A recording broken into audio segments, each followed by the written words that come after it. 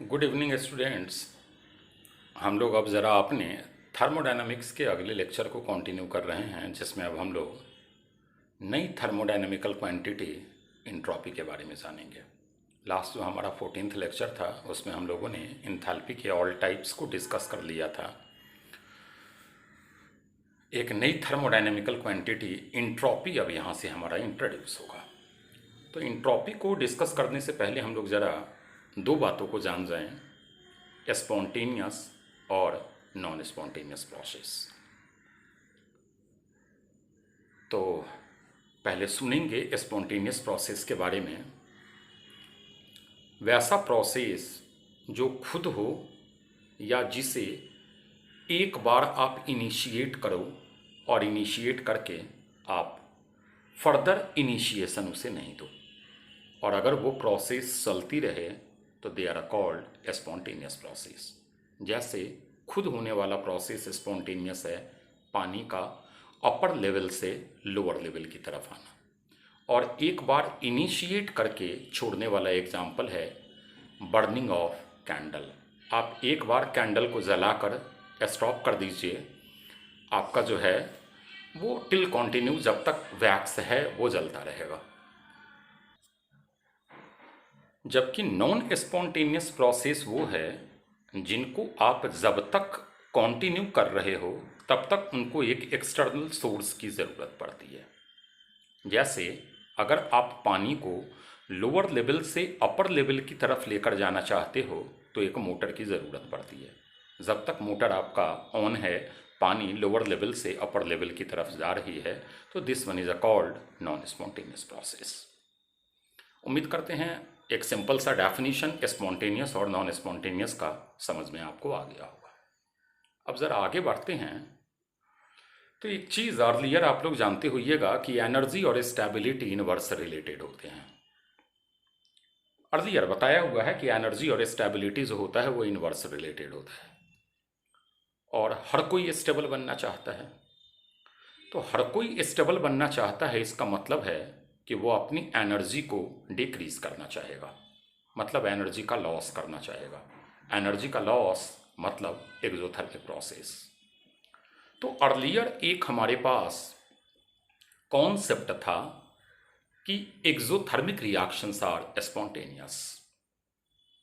जैसे जितनी exothermic reactions हैं वो सारे स्पॉन्टेनियस प्रोसेस होते हैं। आइए ज़रा देखा जाए। जैसे हमने वाई एक्सिस पे एनर्जी लिया है और एक्स एक्सिस पे प्रोग्रेस ऑफ रिएक्शन लिया है, इसको पीओआर से रिप्रेजेंट किया है। मान लीजिए कि अगर हमारा ये केमिकल प्रोसेस है ए जो पी में कन्वर्ट हो रहा है, तो अगर रिएक्टेंट यहाँ है तो प्रोडक्ट की स्टेबिलिटी ज़्यादा होगी, मतलब एनर्जी वाइज प्रोडक्ट हमारा लोअर पोजीशन को ऑक्यूपाई करेगा।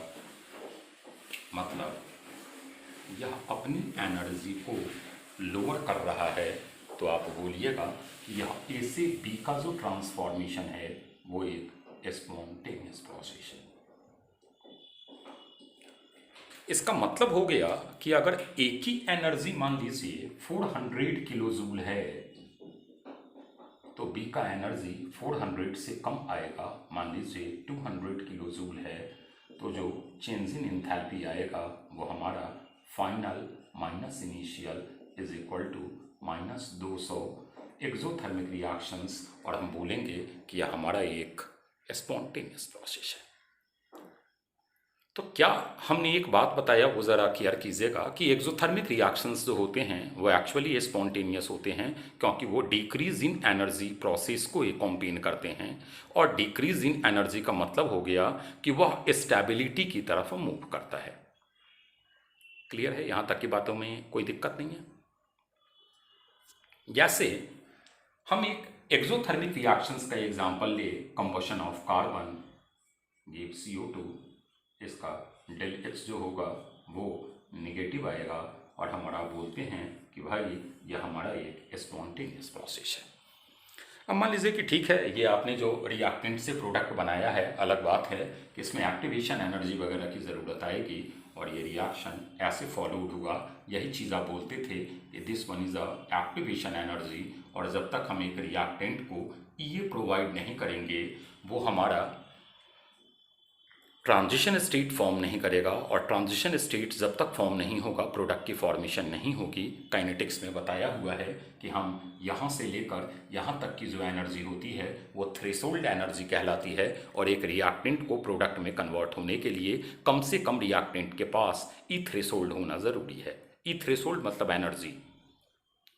क्लियर? लेकिन ग्राफ कुछ भी हो, आप ये तो चीज़ बता ही रहे हो कि हाँ भाई ये एक एक्सोथर्मिक प्रोसेस है। वैसे भी आप याद कीजिए तो this one is your del H होता था, और आप बोलते थे कि डेल एच जो हमारा होता है वो होता है ई ए फॉरवर्ड माइनस ई ए बैकवर्ड। अगर आप आ जाइए तो ये आपका ई ए फॉरवर्ड होता था, और आ जाइए तो ये आपका ई ए बैकवर्ड होता था। आप देख रहे हैं कि ई ए फॉरवर्ड छोटा है, ई ए बैकवर्ड बड़ा है, तो डेल एच का साइन नेगेटिव आएगा, और यह प्रोसेस एक्सोथर्मिक प्रोसेस होगा। पढ़ा जाए आगे। अब एक लंबे टाइम तक हमारा साइंस इसी कॉन्सेप्ट को यूज करते हुए अपने आप को आगे प्रोसीड करता रहा कि एक्सोथर्मिक रिएक्शंस आर स्पॉन्टेनियस। एकाएक कुछ ऐसे एंडोथर्मिक रिएक्शंस मिल गए जो ऑल्सो स्पॉन्टेनियस थे। कुछ एंडोथर्मिक प्रोसेस देखते हैं जो स्पॉन्टेनियस प्रोसेस है। तो dissolution of ammonium chloride, ammonium chloride का वाटर में डिसॉल्यूशन एक एंडोथर्मिक प्रोसेस है, लेकिन स्पॉन्टेनियस है।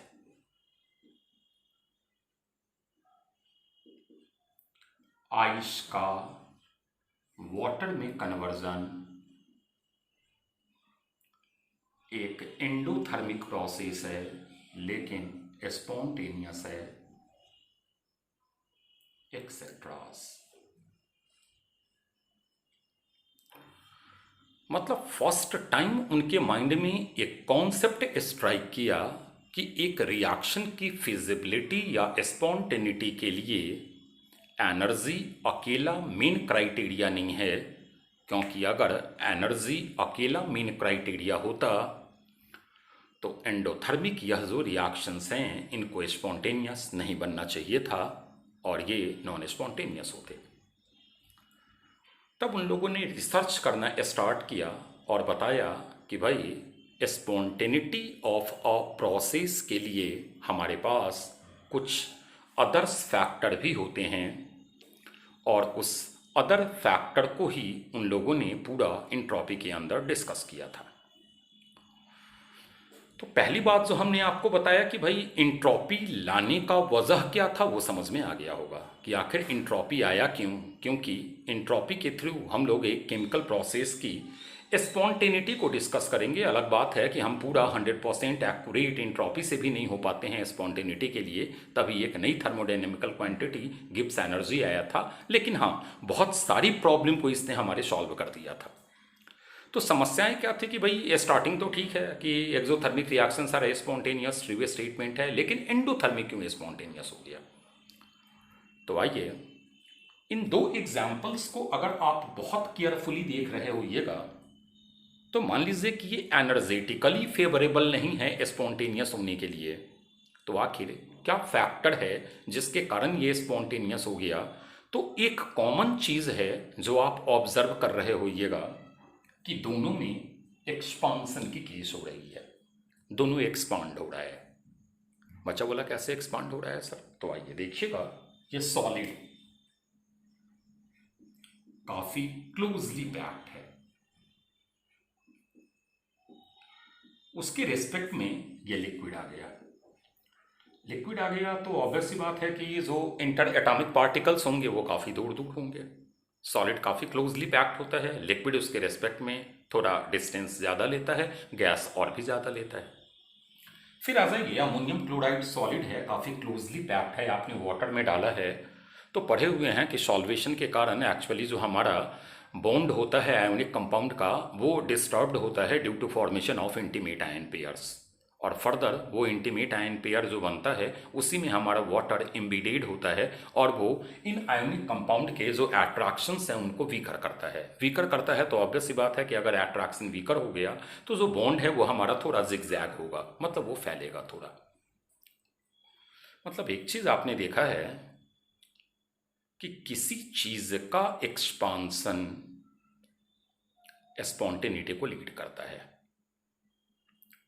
बच्चा बोलेगा कि यस सर, सही बात आपने बताया है, नेचर में हर कोई एक चीज़ अपने आप को एक्सपांड करना चाहता है। जैसे मान लीजिए हम ही और आप हैं, जब हम लोगों ने जन्म लिया तो काफ़ी छोटे थे, अपने आप को एक्सपांड करना स्टार्ट किया, एक्सपांड कर रहे हैं। अब एक्सपांसन का भी एक लिमिटेशन है, ऐसा नहीं है कि ये इनफाइनाइट टाइम हम लोग एक्सपांड ही हो रहे हैं, लेकिन एक्सपांड हुए, जन्म लिए उस समय काफ़ी छोटे, धीरे धीरे धीरे धीरे हम में प्रोग्रेस होना स्टार्ट हो गया। आप सब्ज़ी घर पे या खेत में उगा रहे हैं, सब्ज़ी में भी देख रहे हैं कि वो एक्सपांड हो रहा है। अर्लियर एक चीज़ पढ़े हुईएगा कि भैया जो बिग बैंग थ्योरी, काफ़ी पहले स्मॉल पार्टिकल्स था, फिर विस्फोट हुआ, हुआ, एक्सप्लोजन हो करके हमारी इतनी सारी जो यूनिवर्स या आप ये चीज़ देख रहे हैं इसका फॉर्मेशन हुआ, वो भी एक्सपांसन है।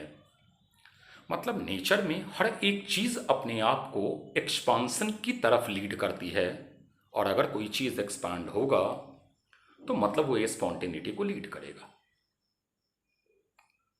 क्लियर है? अब उन लोगों ने बताया कि यही एक्सपांशन केमिकली रैंडमनेस कहलाया। रैंडमनेस क्या है? तो disordered form, not ordered form, disordered form. जैसे ये जितना ऑर्डर्ड था उससे ये ज्यादा डिसऑर्डर्ड हुआ, ये जितना ऑर्डर्ड था उसके रिस्पेक्ट में ये डिसऑर्डर्ड फॉर्म हुआ। मतलब हम और आप उस डायरेक्शन को फेवर करते हैं जिधर हम और आप अपने आप को ज़्यादा डिसऑर्डर्ड कर सके, ज़्यादा डिसऑर्डर्ड कर सके, मतलब अपने आप को ज़्यादा एक्सपांड कर सके। क्लियर? तो यह जो डिसऑर्डर्ड है या रैंडमनेस है या फैलाव है, यही इंट्रॉपी के थ्रू मेजर किया गया था। मतलब इंट्रॉपी एक सिस्टम के डिसऑर्डर्ड फॉर्म को मेजर करता है। जो जितना ज्यादा डिसऑर्डर्ड होगा उसकी इंट्रॉपी उतनी ही ज्यादा होगी। अगर हम बोले कि इंट्रॉपी पॉजिटिव है, इट मीन्स वो डिसऑर्डर्ड फॉर्म है। अगर हम बोले कि इंट्रॉपी निगेटिव है, मतलब उसका डिसऑर्डर्ड फॉर्म कम रहा है, वो ऑर्डर्ड की तरफ मूव हो रहा है। यहां तक की बातें समझ में आ गई होंगी। मतलब एक चीज आपको और समझ में आया होगा कि अगर हम इस तरीके से आ जाएं तो हम ले सॉलिड, हम ले लिक्विड और हम ले गैस। मान लीजिए सर, अगर हम ऐसे मूव कर रहे हैं तो हमारा इंट्रॉपी बढ़ेगा, लेकिन अगर हम ऐसे मूव करें तो हमारा इंट्रॉपी कमेगा।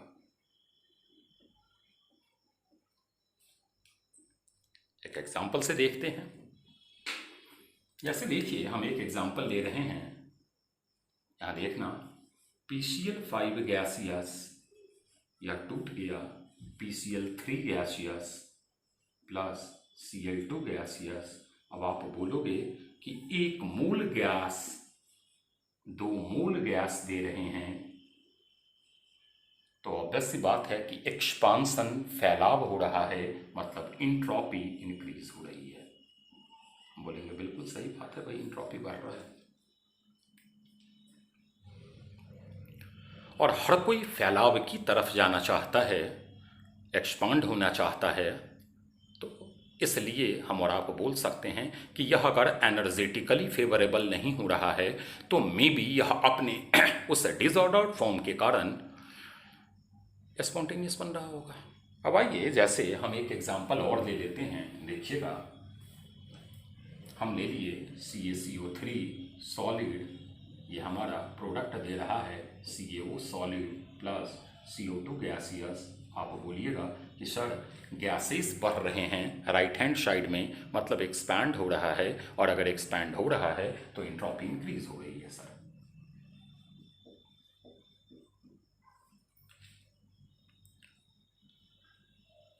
मतलब एक चीज निकल कर आ गया कि अगर डेल एन जी का मतलब है number of moles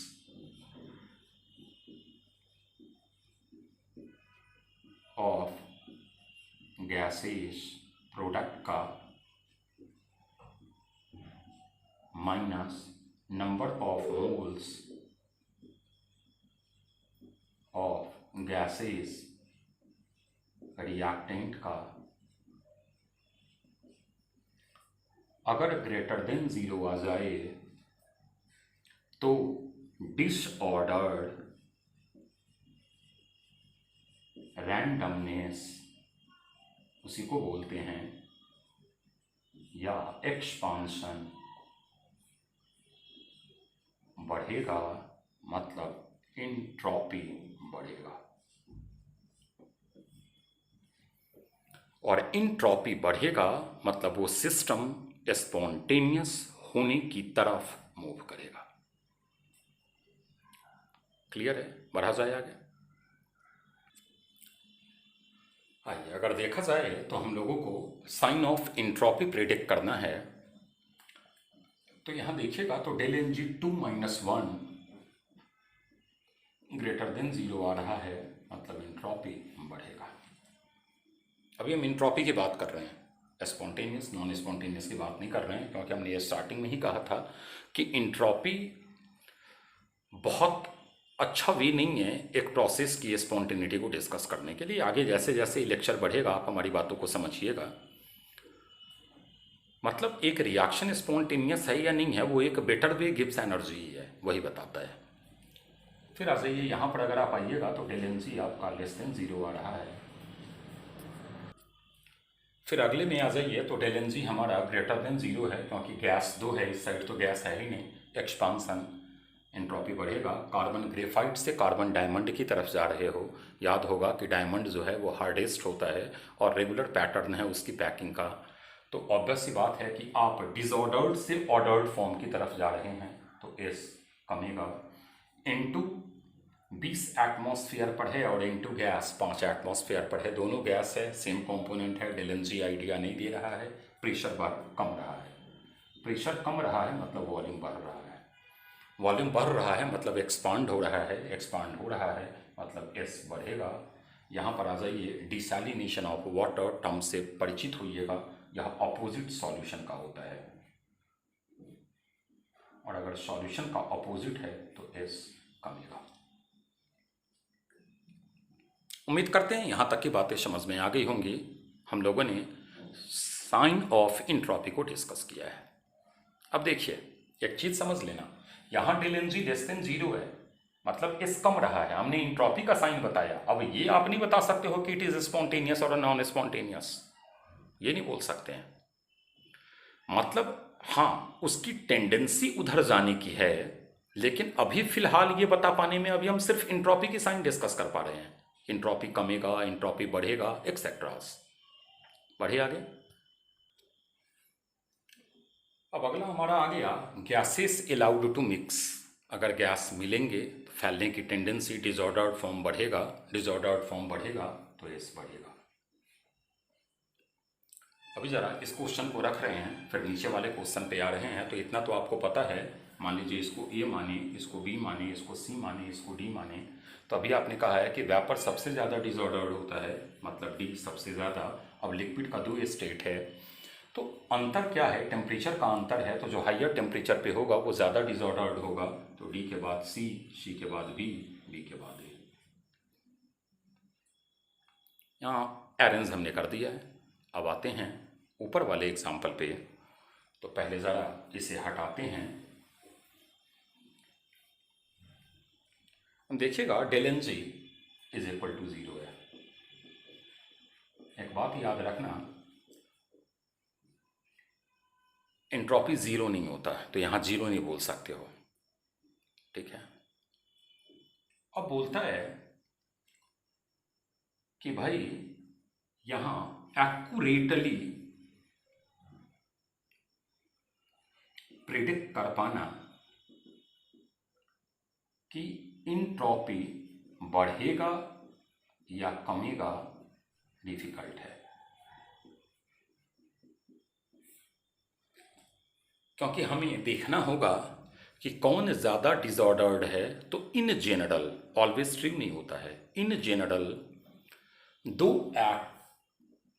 different H2 और Cl2 और ये अकेला HCl, तो ये ज़्यादा डिसऑर्डर्ड फॉर्म है एज कॉम्पेयर टू दिस। हमने पहले कहा कि इन जनरल है, ये बिल्कुल करेक्ट नहीं है कि ये ऑलवेज करेक्ट ही होगा। हमने पहले ही आपको कह दिया है कि यहाँ साइन एक्यूरेटली प्रिडिक्ट करना टफ है हमारे लिए, लेकिन ये ज़्यादा डिसऑर्डर्ड फॉर्म है एज कॉम्पेयर टू दिस। अगर ये ज़्यादा डिसऑर्डर्ड फॉर्म है तो आप डिसऑर्डर्ड से ऑर्डर्ड फॉर्म की तरफ जा रहे हो, मतलब एस कमेगा। उम्मीद करें यहाँ तक की बातें तो समझ में आ गई होंगी। अब आइए, अभी तक आप लोगों ने जितने भी इंट्रॉपी के कॉन्सेप्ट को सीखा है तो लगा होगा कि they all are experimental informations. मतलब हम एक्सपेरिमेंटली उसकी ऑर्डर्ड या डिसऑर्डर्ड फॉर्म को चेक कर रहे हैं, फिर ये बता पा रहे हैं कि उसका इंट्रॉपी बढ़ेगा, उसका इंट्रॉपी कमेगा, एक्सेट्रास। तो अब हम लोग ज़रा इंट्रॉपी के मैथमेटिकल फॉर्म को समझने की कोशिश कर रहे हैं कि आखिर इंट्रॉपी का मैथमेटिकल फॉर्म क्या है और ये क्या बताना चाह रहा है। आइए अब ज़रा मैथमेटिकल मीनिंग इंट्रॉपी का समझे। हमने एक सिस्टम ले लिया है, इस सिस्टम को हमने 100 kilo joule heat energy constant pressure पे प्रोवाइड किया। अगर हीट एनर्जी कांस्टेंट प्रेशर पे प्रोवाइड किया जाए तो पढ़े होइएगा कि वो हमारा इंथैल्पी चेंज होता है। तो हमने दे दिया है कि ये हमारा डीएच है। मान लीजिए आपने 100 किलो जूल जो इसको एनर्जी दिया है, इस 100 किलो जूल एनर्जी को इसने क्या किया,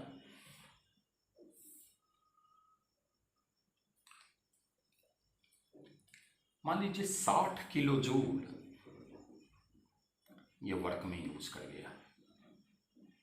वर्क में यूज कर गया मतलब एक्सपांसन में यूज कर गया, और एक्सपांसन में एंट्रोपी बढ़ती है।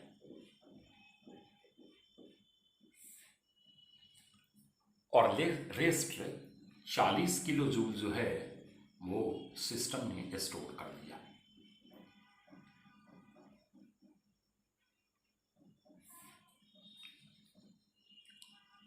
अब एक चीज यहां से समझे हुइएगा कि मतलब 100 किलो जूल हीट एनर्जी में डिसऑर्डर्ड फॉर्म क्रिएट करने के लिए जो एनर्जी रिस्पॉन्सिबल है वो 60 ही है,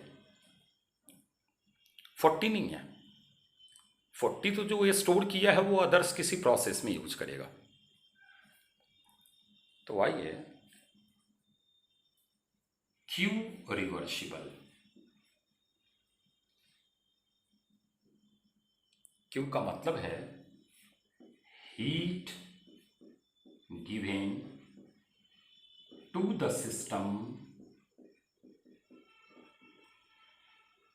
which can occur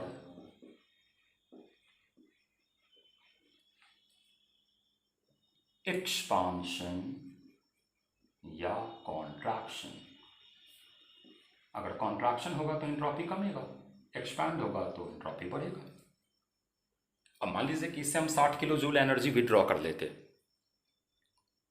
तो ऑब्वियस सी बात है कि आपका वो कॉन्ट्रैक्शन हो रहा है, कॉन्ट्रैक्शन हो रहा है तो एंट्रोपी कम था। तो ये नहीं है कि वो ऑलवेज एक्सपैंड ही हो, हम लोग इंक्रीज इन एंट्रोपी के कारण 60 किलो जूल एक्सपांसन में यूज कर दिए। अब बच्चा ने बोला कि ठीक है, क्यों रिवर्सिबल सर, क्यों? तो अर्लियर एक बात पढ़े हुइएगा कि रिवर्सिबल के कारण जो हमारा वर्क डन होता है वो मैक्सिमम वर्क डन होता है। तो अगर रिवर्सिबली हीट आप उसे दे रहे हो जो वर्क करने में एबल है, तो मतलब आप उससे मैक्सिमम वर्क ले रहे हो। डिवाइडेड बाय टी, अभी मीनिंग टी का भी बताएंगे, इज योर,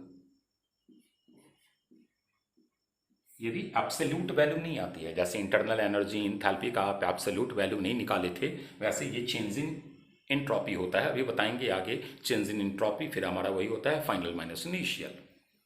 अब बच्चे ने बोला कि सर ये टी क्या है, तो आइए जरा इसका ऑपरेशन करते हैं इस रिजल्ट का।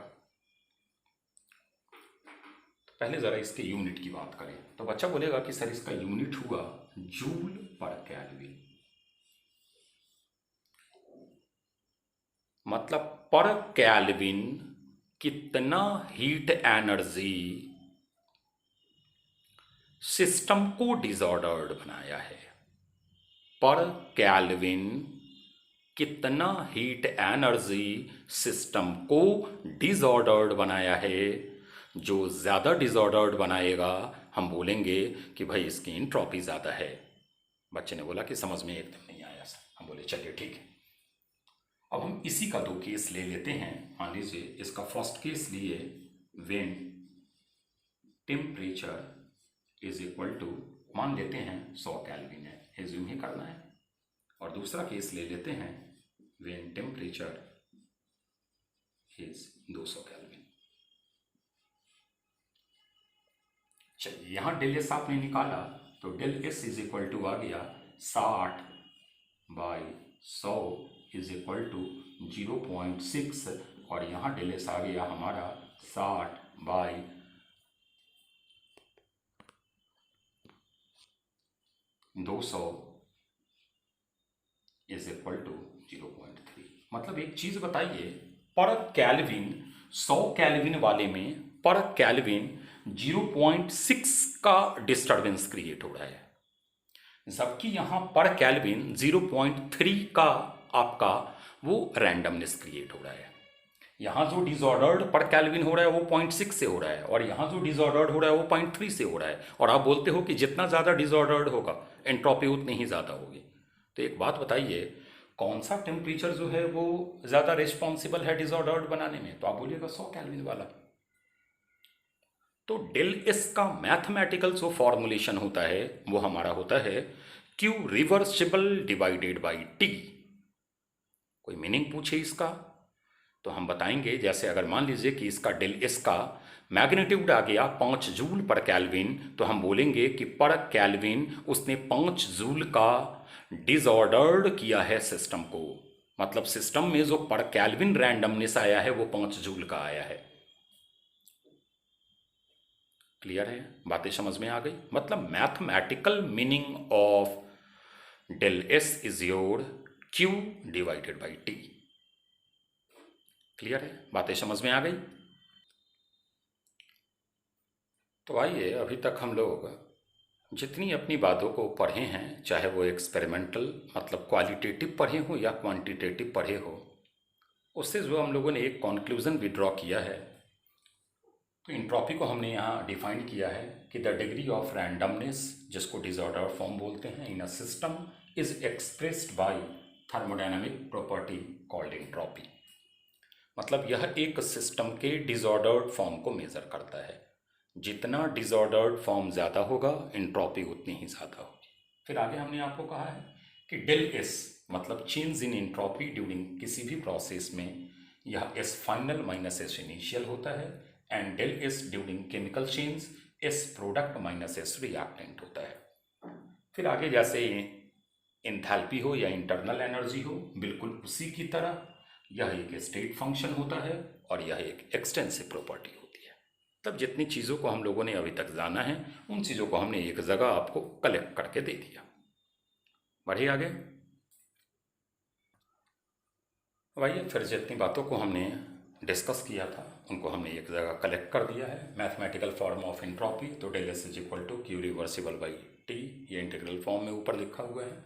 क्यू के बारे में कंडीशन दिया हुआ है कि भाई वह हीट जो रैंडमनेस को अकर करवाने के लिए रिस्पॉन्सिबल हो एक गिवन टेम्परेचर पे।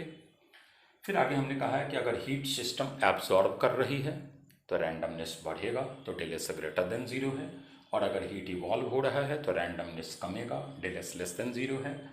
एंट्रोपी की यूनिट जूल पर केल्विन है, लेकिन यही अगर आप मोलर एंट्रोपी की बात करते हो ये इंटेंसिव प्रॉपर्टी हो जाएगा मोलर एंट्रोपी, क्योंकि आप एक मोल के लिए बात कर रहे हो तो ये हमारा जूल पर केल्विन पर मोल हो जाएगा। मतलब जितनी बातें हमने अर्लियर की हैं उन बातों को हमने एक जगह कलेक्ट करके आपको बता दिया। बढ़े आगे। आइए, अर्लियर सारी बातों को हम लोगों ने एक जगह कलेक्ट कर लिया था और एक जगह कलेक्ट करके आपको फाइनली बता दिया था। अब यहाँ से हम लोगों का बहुत इम्पॉर्टेंट एंट्रोपी के रिगार्डिंग सारी इंफॉर्मेशंस स्टार्ट हो रही है। अब जो इन्फॉर्मेशन आपके पास आ रही है वो सारी अब नई इन्फॉर्मेशन है। पहला हमारा टॉपिक है एंट्रोपी चेंज एंड स्पॉन्टेनिटी। सुनिएगा बातों को केयरफुली। हम लोग मिक्सिंग ऑफ गैस कर रहे हैं, दो गैस को मिला रहे हैं। अब अगर आप दो गैस को मिला रहे हो तो यह एक स्पॉन्टेनियस प्रोसेस है, क्योंकि रैंडमनेस बढ़ेगा। ठीक है। अब हमने यहां पर एक स्टेटमेंट लिखा है कि मान लेते हैं कि एक आइसोलेटेड सिस्टम है मिक्सिंग ऑफ गैस। ठीक है। आगे वो सारा बात अपने लिखा हुआ कि there is no exchange of energy और a matter between system and surrounding, however mixing of a gases are accompanied by increasing randomness. यहाँ पर एंट्रोपी बढ़ रही है। क्या हम कंक्लूजन विड्रॉ करना चाहते हैं वो समझिएगा कि अगर एक सिस्टम आइसोलेटेड है तो आइसोलेटेड सिस्टम को स्पॉन्टेनियस बनने के लिए डेल एस ग्रेटर देन 0 होना चाहिए। For isolated system del S greater than 0, ये सबसे मेन इंपॉर्टेंट लाइन है आपका।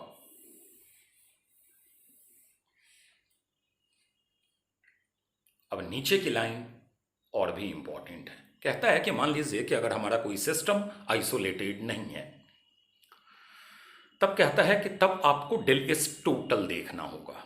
और डेल एस टोटल क्या होगा? तो सिस्टम प्लस सराउंडिंग, क्योंकि सिस्टम और सराउंडिंग एक साथ मिलकर आइसोलेटेड सिस्टम की फॉर्मेशन करेंगे। अगर कोई सिस्टम आइसोलेटेड है तो आप सिर्फ डेल एस देख लीजिए, और सिर्फ डेल एस से अगर आपका वो ग्रेटर देन 0 आ गया तो वी कैन से कि भाई हमारा प्रोसेस स्पॉन्टेनियस है। लेकिन अगर एक सिस्टम हमारा आइसोलेटेड नहीं है तो वो स्पॉन्टेनियस होगा या नहीं होगा, इस बात का डिसीजन डेल एस टोटल देगा। और डेल एस टोटल क्या होगा? तो सिस्टम प्लस सराउंडिंग। इसी डेल एस टोटल को यूनिवर्स बोलते हैं, क्योंकि यूनिवर्स खुद एक आइसोलेटेड सिस्टम है। अगर सिस्टम और सराउंडिंग को आप जोड़ दीजिए तो एक यूनिवर्स की फॉर्मेशन हो जाएगी, और यूनिवर्स को हम लोग आइसोलेटेड सिस्टम की फॉर्म में लेते हैं। एग्जाम्पल से हमारी एक बात समझिएगा और भी थोड़ा अच्छा समझ में आएगा।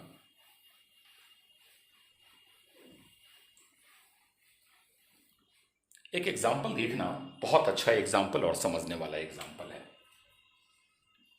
Twice of H2 gaseous plus O2 gaseous product दे रहा है ट्वाइस ऑफ H2O लिक्विड। हमारा डेल एस जो है एंट्रोपी कमेगा, क्योंकि देख लीजिए del N G less than 0 है।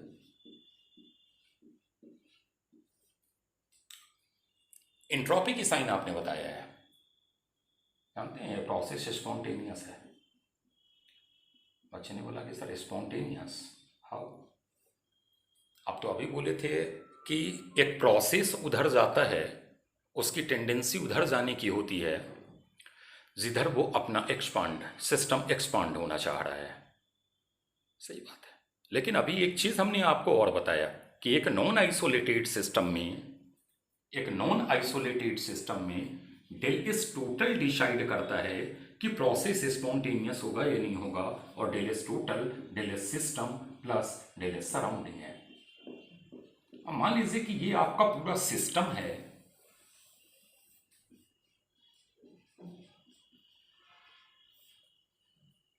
तो ये सिस्टम डिक्रीज हो रहा है, लेकिन ये सराउंडिंग अगर मान लीजिए कि बहुत बड़े अमाउंट से इंक्रीज हो जाए, तो एक बात बताइए डेल एस टोटल हमारा इंक्रीज हो रहा है कि नहीं हो रहा है?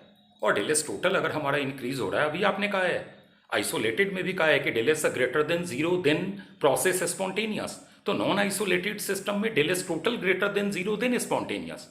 अब यहां आपको क्या लग रहा है कि डेल एस तो हमारा कम है तो प्रोसेस को नॉन स्पॉन्टेनियस होना चाहिए, लेकिन हम बता रहे हैं कि नहीं, इट इज स्पॉन्टेनियस प्रोसेस। अब बच्चे ने बोला कि सर कैसे आपको पता लग गया? तो हमने आपको कहा कि आप तो सिर्फ डेल एस सिस्टम देख रहे हो, आप टोटल कहां देख रहे हो, आप यूनिवर्स की डेल एस कहां देख रहे हो? तो मान लीजिए सिस्टम डिक्रीज हो गया, सराउंडिंग के बारे में तो हमको आइडिया नहीं है, हो सकता है सराउंडिंग बहुत ज्यादा बढ़ गया हो और ओवरऑल ऐड होकर के del S greater than zero आ गया हो, दैट इज वाई हमारी ये प्रोसेस स्पॉन्टेनियस बन गई हो। तो यही एक ड्रॉबैक भी है इंट्रॉपी का कि एक नॉन आइसोलेटेड सिस्टम में हमारे पास इंफॉर्मेशन जो होती है वो सिस्टम की होती है, और हम लोग अकेला सिस्टम को देख करके ये डिसाइड नहीं कर सकते हैं कि प्रोसेस स्पॉन्टेनियस है या नहीं है। इसी डिमेरिट को गिब्स ने दूर किया था, रिमूव किया था। इसलिए हम लोग स्पॉन्टेनिटी के लिए गिब्स को ज्यादा प्रेफर्ड करते हैं एज कॉम्पेयर टू इंट्रॉपी। मतलब अर्लियर जितने प्रोसेसेस थे उसमें जिसमें आपने डेल एस का साइन बताया है, तो साइन अगर कहीं निगेटिव है तो इससे आप ये कंफर्म नहीं हो सकते हो कि हाँ भाई ये निगेटिव है तो ये प्रोसेस ऑलवेज स्पॉन्टेनियस होगा या नॉन स्पॉन्टेनियस होगा। नहीं, हमको डेल एस टोटल का साइन देखना है। तो क्या आ गया हमारे पास, अभी हम इन चीजों को एक और एग्जाम्पल से समझा रहे हैं। मतलब हमारे पास एक कंक्लूजन आ गया कि अगर नॉन आइसोलेटेड सिस्टम हो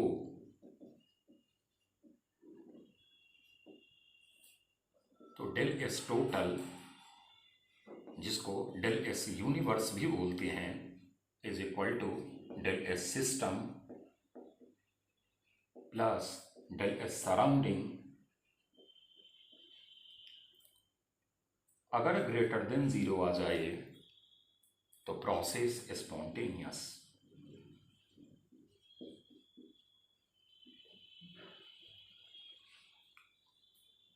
लेकिन अगर del S total less than zero आ जाए तो हम बोलेंगे प्रोसेस नॉन स्पॉन्टेनियस।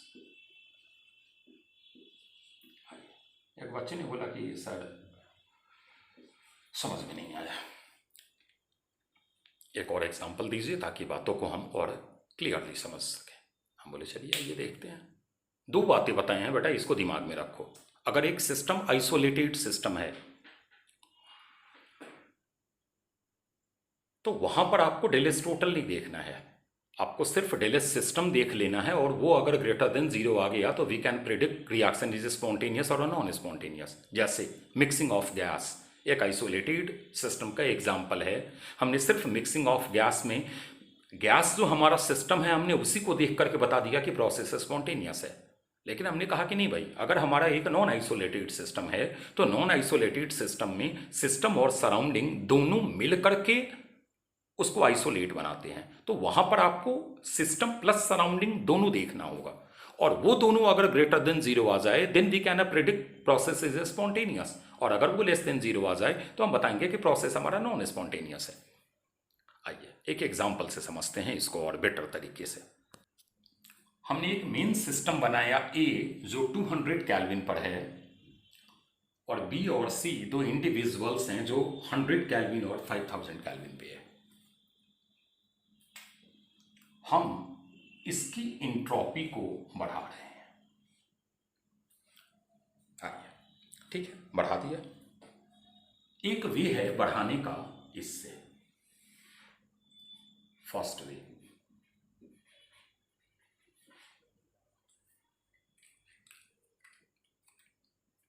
अब एक बात बताइएगा, इसका इंट्रोपी बढ़ रहा है और इस दोनों में एक तरीके का अलाइनमेंट है, तो इसकी इंट्रोपी कमेगी।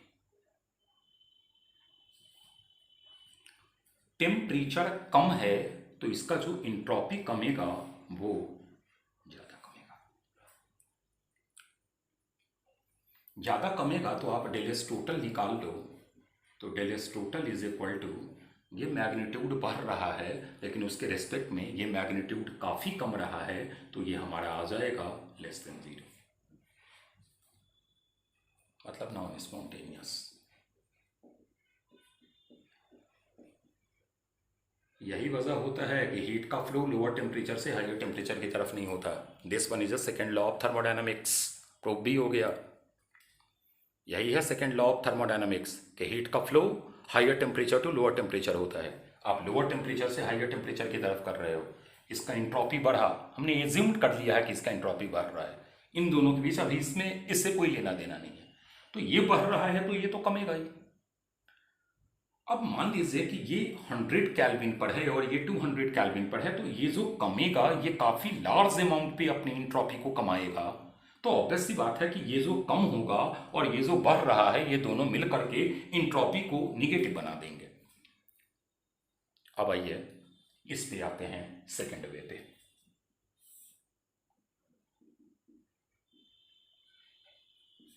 इंट्रॉपी बढ़ा, इसका इंट्रॉपी कमेगा, लेकिन कमेगा तो बहुत ज़्यादा नहीं कमेगा। इसलिए बहुत ज़्यादा नहीं कमेगा कि नीचे टेम्परेचर का अमाउंट काफ़ी बड़ा है। तो यहां पर एक बात बताइए, जो डेल एस टोटल हमारा आएगा वो ग्रेटर देन 0 आएगा या नहीं आएगा? मतलब एक बात आपको पता लग गया कि हीट का फ्लो ये करेक्ट डायरेक्शन है।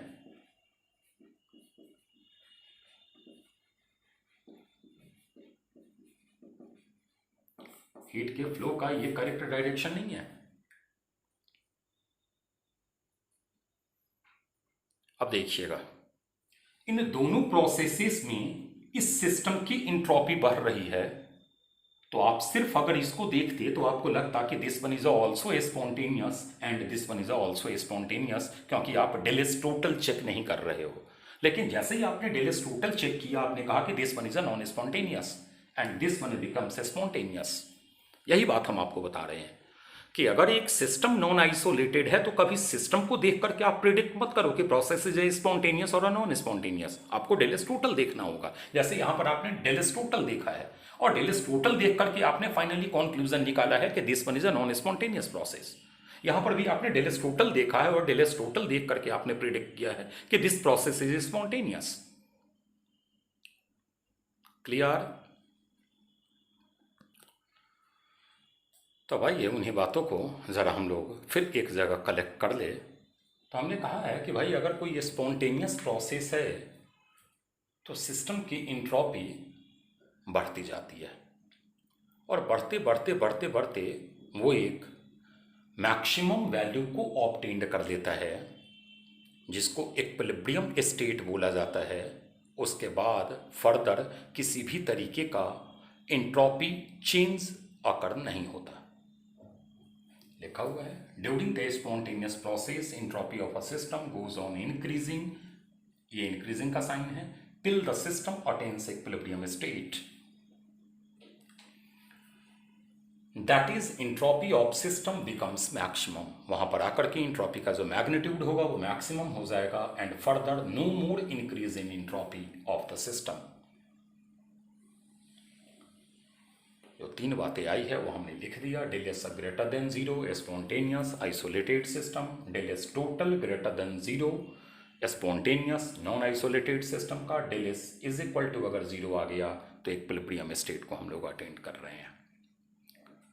तो ये हमारा इंट्रॉपी का फर्स्ट लेक्चर था, जिसमें हमने आपको एक जनरल आइडियाज़ वगैरह और बहुत सारी चीज़ें बता दी। अब अगला जो हमारा इंट्रॉपी का लेक्चर होगा उसमें हम डिफरेंट प्रोसेसेस के इंट्रॉपीज़ के लिए फॉर्मूला आपको बताएंगे। क्लियर? चलिए, ओके, थैंक यू।